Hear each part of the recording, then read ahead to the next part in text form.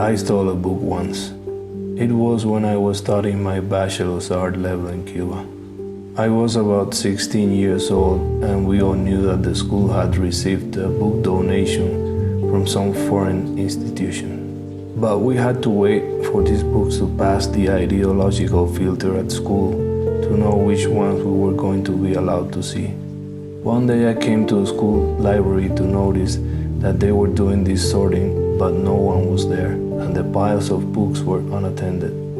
I took the first book from the top of the censored pile, put it in my backpack, and ran home, very nervous to look at it. This is the book I stole.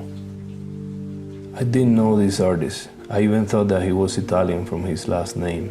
I did not really know how the works were made, and although it seemed to me like a very strange art compared to what I knew, with the days that began to change my way of seeing, understanding, and thinking about art. Until today, that is the only book that I have taken with me to all the places where I have lived. And many years later, I was lucky enough to meet John Baldessari. I showed him the book, told him the story, and gave him a book about my work to show John that he was my greatest artistic influence. After looking at my book, John looked at me and said, "Maybe you think that I'm your main artistic influence, but what I see here is that you know who you are and you know what you want." John died recently, and I never saw him again.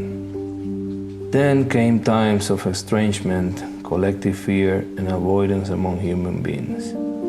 And in the midst of all this, I decided to make this painting for him.